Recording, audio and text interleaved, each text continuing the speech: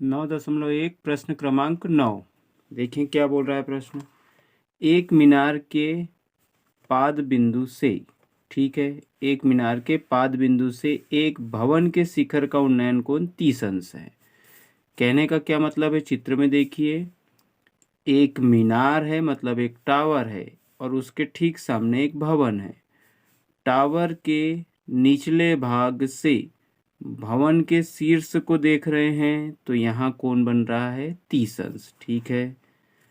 और भवन के पाद बिंदु से मीनार के शिखर का उन्नयन कोण 60 अंश है। अब देखो, यह है भवन, भवन है सीडी भवन, भवन के बिंदु डी नीचे वाले बिंदु से टावर यानी मीनार के शीर्ष को देखने पर कोण बन रहा है 60 अंश बन रहा है।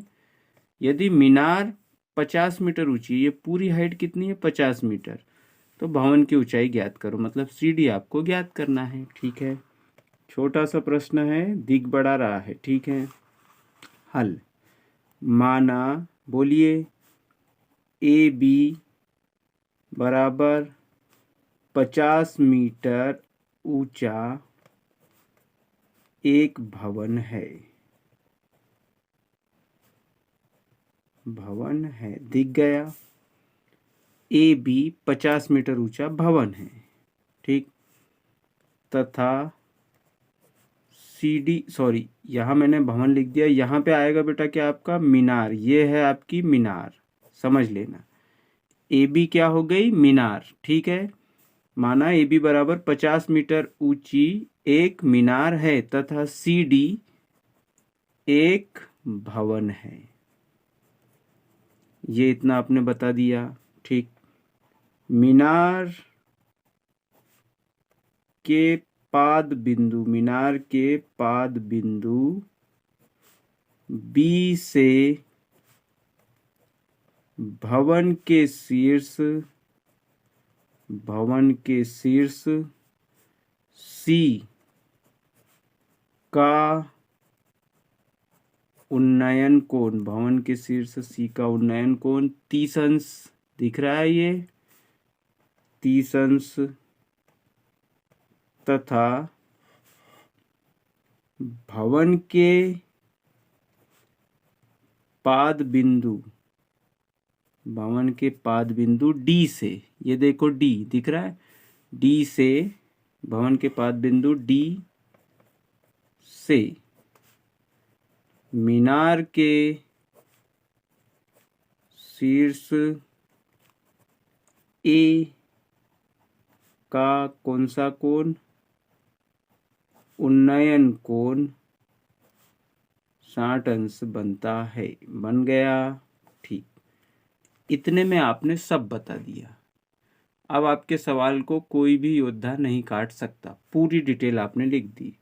तब आपको ज्ञात क्या करना है, तब बोलिए भवन की ऊंचाई, तब बोलिए भवन की ऊंचाई सी डी बराबरी से ज्ञात करना है, ठीक। अब त्रिभुज, बोलिए त्रिभुज, पहले इधर से शुरू करें, ए बी डी, ये त्रिभुज दिख रहा है आपको, देखिए ध्यान से, ए बी डी, ये वाला त्रिभुज, त्रिभुज ए बी डी में, ठीक, एक भुजा जिसका मान दिया है, बोल दो ए बी, एक भुजा जिसका मान ज्ञात तो इसका करना है पर ये ले लेते हैं अपन, कौन सी हो गई आपकी बी डी। ये अब ये कंफ्यूजन वाला है बेटा, यहाँ पे 90, अभी ये 30 वाली लाइन को थोड़ी देर के लिए भूल जाइए, ये 60 है इसका एंगल, ठीक है, ये त्रिभुज का एंगल 60 है, ये 30 तो इधर का एंगल है, ये ध्यान रखेंगे। ए बी डी में ए बी बटे बी डी, तो ये 90, तो ये कर्ण, ये लंब और ये आधार, ए बी का नाम क्या हो जाएगा, लंब, बी डी क्या हो गई, आधार, लंब बटे आधार यानी 10, कितना तो 60 अंश, ठीक है।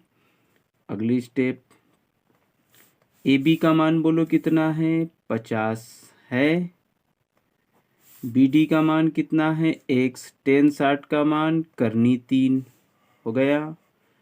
x को यहाँ भेज दो, करनी 3 को यहाँ ले आओ या तिर्यक गुना कर लो। तो बोलो x करनी 3 बराबरी से 50 पहली स्टेप में। दूसरी में बोलेंगे x का मान निकालना है तो 50 के बटे में गया करनी 3। जैसे ही एक चर राशि का मान निकाला, फट से हमने समीकरण नंबर 1 नाम दे दिया। ठीक है, अब बोलो, अब एक त्रिभुज और बच गया है, सी डी बी, ये त्रिभुज बच गया। अब त्रिभुज सी डी बी में एक भुजा बोलो कौन सी है, सी डी है। दूसरी भुजा बोलो बी डी, ये हो गई लंब। भाई अब ये 90 है, 90 के सामने की ये वाली कर्ण, ये लंब और ये आधार, लंब बटे आधार, लंब बटे आधार यानी 10 कितना, तो अब इसका एंगल कितना है 30। ठीक है, अगली स्टेप, सी डी की वैल्यू आपके पास कुछ है क्या, नहीं, सी डी जैसे का वैसा। बी डी का मान क्या है, बी डी का एक्स माना है आपने, 10 30 का होता है 1/√3 हो गया। तिर्यक गुना कर लेते हैं, कर लो भैया, एक से कम एक्स, या कर लो सी डी का गुना करनी 3 में, सी डी करनी 3 बराबरी से एक से कम एक, समीकरण नंबर 2 हो गया। जैसे ही समीकरण 2 आया, यहाँ पर एक्स अगर गायब हो जाए, उसकी जगह क्या रख दे, हम कुछ और रख दे, अचर राशि, तो सी डी बचेगा, सी डी का ही मान तो हमको निकालना है। तो एक्स का मान समीकरण 1 से समीकरण 2 में रखने पर, वही लिखा, क्या लिखा, समीकरण 1 से एक्स का मान समीकरण 2 में रखने पर, किस में रखने पर, समीकरण 2 में रखने पर रख देते हैं। चलो भी रखें, यहां पर हो गया आपका सी डी करनी 3 बराबरी से एक्स, एक्स का मान क्या है बोलो 50 बटे करनी 3 हो गया। करनी 3 का कर देते हैं हम पक्षांतर, तो भागित वाला कहाँ जाएगा, गुणित में, सी डी करनी 3 ऑलरेडी इधर था और ये वाला आ गया तो एक और हो गया बराबरी से 50।